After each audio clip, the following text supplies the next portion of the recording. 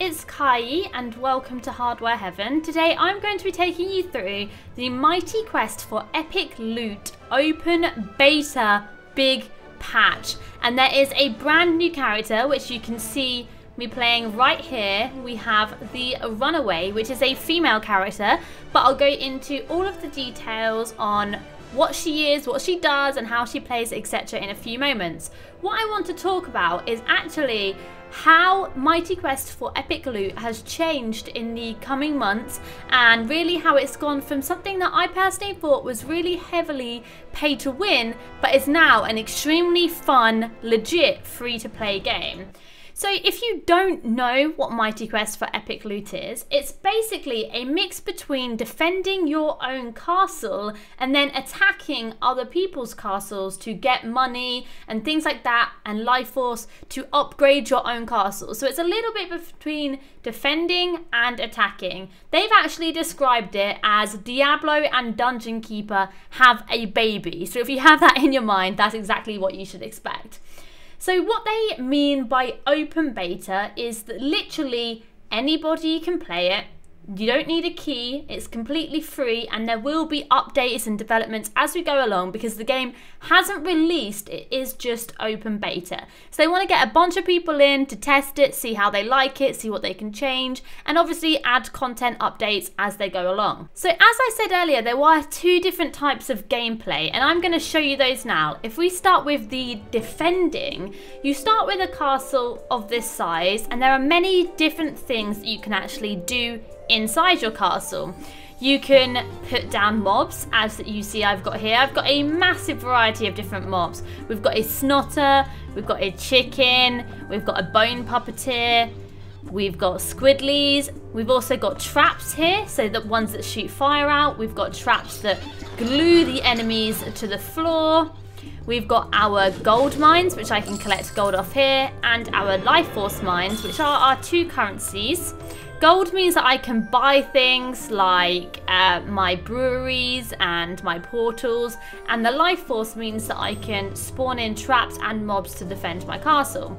So they're the two main currencies. You also have the premium currency, which you can actually use to buy various different things. They're called blings, and you can either buy those in this shop here, or you can earn them from doing various different quests. You can also buy extra characters and themes for your castle and that good stuff.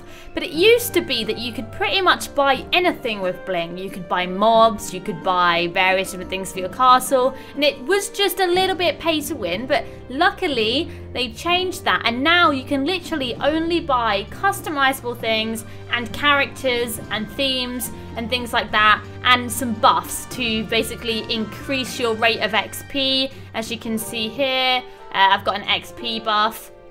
If I go to attack, you'll be able to see that I have various different buffs here.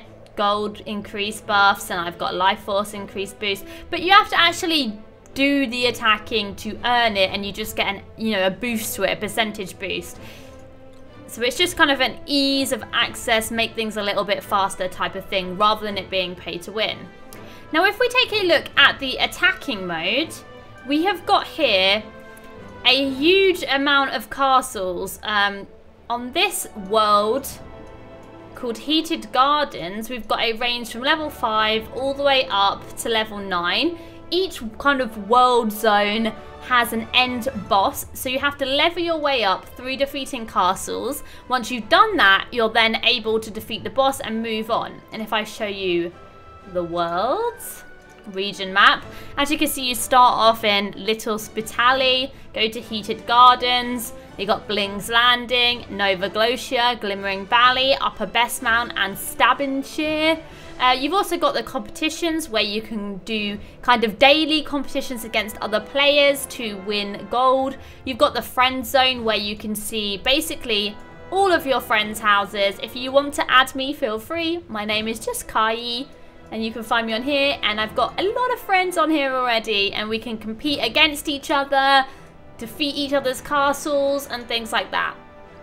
So let's firstly go back to our region map and go attack something, just so you can see how the gameplay is. As I said, it's very much like Diablo. Let's pick this person here. As you can see here, there is actually a shield. It's a good thing to point out. You can't have people endlessly attacking your castle and taking away your gold, because that would be extremely annoying. You would wake up with no gold pretty much every time you go back onto place. Your castle actually gets shielded, and it is shielded for a decent amount of time. I think it's a good couple of hours. So I want to find one that is not shielded. And if I can't find one that's level 6 that's not shielded, I can just go to more castles and I can try and find...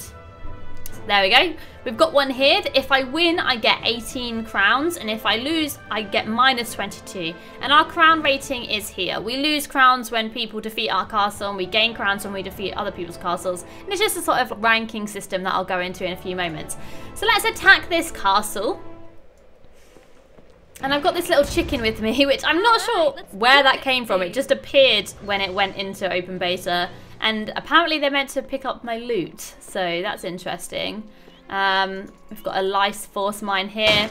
When you defeat the castles, that's another thing that's changed. You have to defeat their life force mines now.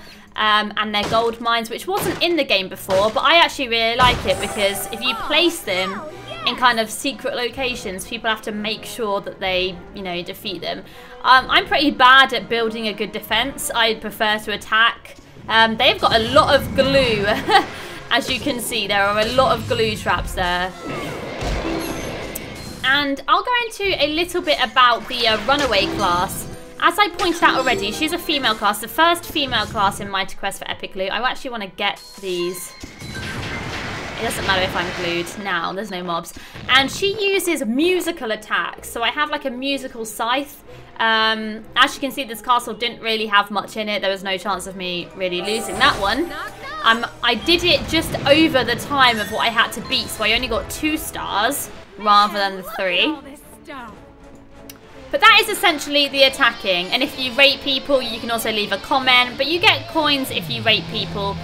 So I didn't think that was a great castle. I defeated it pretty easily, so I just ranked it a 1. And then all of the loot that I got, I can then equip. But as you can see, none of this loot is better than the loot I've already got, because I ran other ones. So I'm just going to sell that. And I'll take a look now at the skills that we have with the Runaway. So she's got some spin attacks, which you would have seen. We've got headbang, which is essentially a dive forward and headbutt someone. We've then got Rebel Yell, which this one demoralizes enemies in front of you and lowering their resistances. We can also stun enemies. We can throw blades and then recall them back to us, doing damage. And we have a charge ability, which does a huge amount of damage as well. So those are just a few of the abilities that Runaway has. They're extremely different. The other classes that are available is the Ranger here. Ooh. He's not wearing any clothes at the moment because I haven't played him at all. And he's got a crossbow. We've also got the Wizard. So that's a very kind of magey type class. Shoots spells and that kind of thing. As you can see here, it's all like Flame Burst, Fireball, Conflagration, things like that. And you also have the Knight, which is a typical kind of warrior knight class. If we take a look at the skills, you've got Charge, Fiery Weapon, Jab, Stunning Blow, things like that. I personally find that the Runaway is a really, really interesting class. It's essentially a bard type class, which is very interesting. Whilst you're doing damage, you can also stun. You've got a lot of crowd control and things like that. It's something that can get through castles pretty quickly.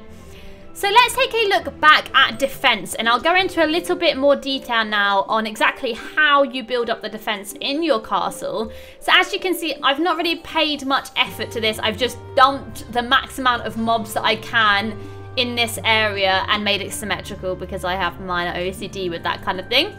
But basically, you go to the portal, you click a mob that you would like to summon, and you place it down. Same with traps. The only difference now is that traps need generators rather than a space limit. Before, you could only put a certain amount of traps in a certain area, whereas now, as long as they're powered, as you can see here, there is power going to these traps, and here I have power going to these traps. As long as there's enough power, you can put as many traps in any place that you would like. One kind of square is one block. As you can see, we've got radiuses here of where the mob's actual kind of line of sight and vision is. And you can see that for all of the mobs. The same for the traps. You can see that this trap will continue firing all on this radius, and all of them are just circling around. As the bigger mobs take up bigger squares, so if I try and move this mob here, you'll see that it is quite a big square. Whereas if I move this mob, it is a lot smaller square. So the bigger ones with more defense and more attack and more armor rating for your castle tend to have a bigger square and take up more space, because you couldn't just solidly pack this entire room with just a million of the difficultest mobs. And bosses have, again, a bigger footing area so that you couldn't just stack bosses on top of each other as well. And then there are various other things that you can do in your castle. You can brew potions so that when you're running through people's castles, you can have a stack of those so you don't die. You can also buy your boosts from here with your gems. I actually bought the high roller pack when this game was extremely early into beta.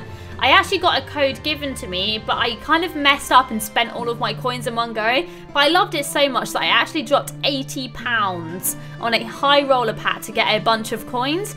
But back then, that was when it was very pay to win. Now the coins don't mean that much, so now I'm going to have just so... Look, I've got 13,000 of these gems. I'm going to have so many boosts. So yeah, now it's not so important to actually buy gems, which is nice. We can also construct various things for our castle. We can construct other gold mines and life force mines to put around there as well. We can also craft equipment for our characters, so we can just build these and have them for our character depending on what we like. So obviously, as you can see, these are all better than what I've got, but I can't actually craft anything at the moment for this level because I need to upgrade my blacksmith. And how I do that is simply by clicking upgrade, spend some of the gold that I've earned.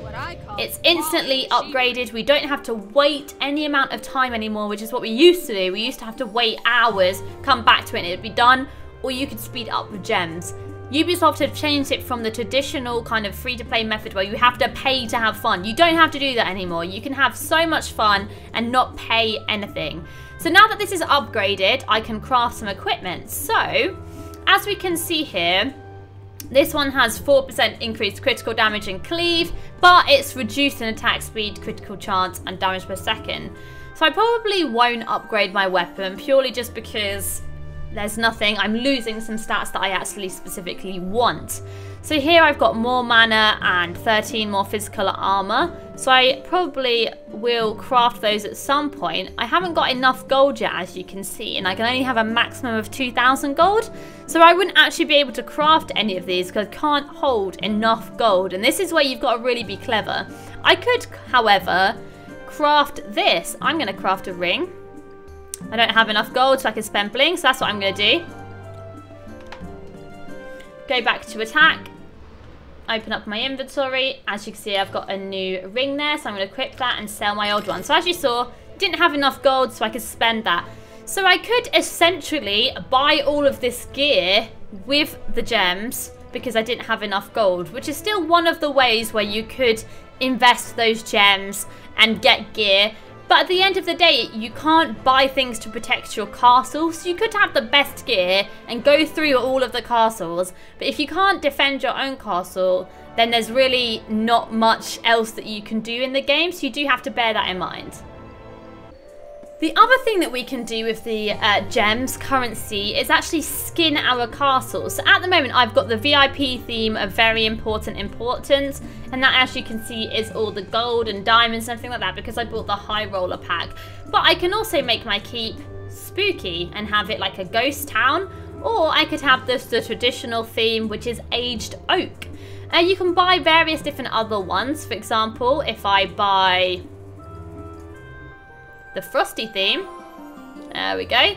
So now my entire castle is snowy. I've got a nice frosted door. There's snow blowing around and wind. There's ice puddles and all of that stuff, which I personally absolutely love. So I think I'm going to use this one now instead of the blingy gold one because it's still quite cold. So I think a snowy theme is very fitting.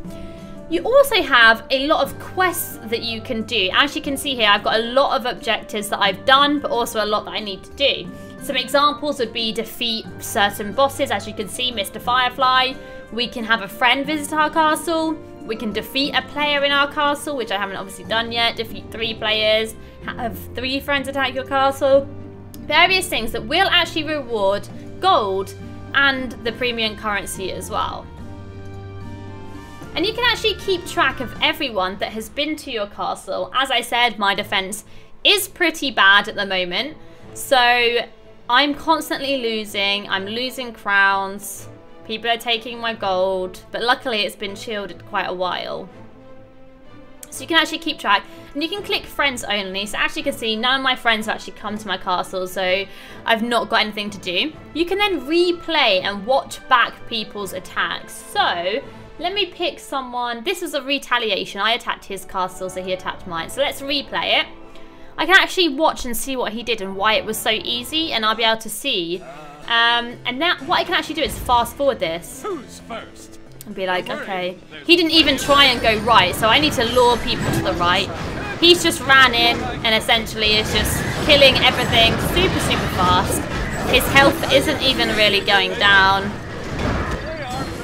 which, you know, is bad for me. He's just stormed 3. He forgot to kill a couple of mobs, which is what I was counting on. He's got to kill my life force and my gold mines. And then that's it. He did it. And he didn't beat my time, though, so that was good. But he only got 2 stars, so I can replay that. And if, you know, I thought, oh, that's so unfair, you stole my gold, I can revenge these people. So I can be like, hey, you Asmist, I can go and attack your castle and then take back some of the gold that he stole from me, which is something I think is really fun. And then, of course, I wanted to show you guys the leaderboards. I'm ranked 2,600 in the world. If we look at the top people, they have a lot of crowns. Their castles are obviously amazing. That's how you get up there. I can look at my friends and my friends' rankings. I can look at ranks by country. And I can look at ranks by worldwide. So in England or United Kingdom, I'm ranked 438. And worldwide, 4,990. And then just in my league, which is the bottom league, I'm obviously 2,600. So there is some competitiveness to it and obviously some tactic. And I think it's very, very enjoyable. I'm so glad that they've changed the systems. I'm so glad that they've added this new character, because personally I didn't really feel like any of the other characters fit me, which is why I stopped playing it. But now that the Runaway is back, I've really enjoyed it. I think it's really fun and I love her skills, and of course that she's a female.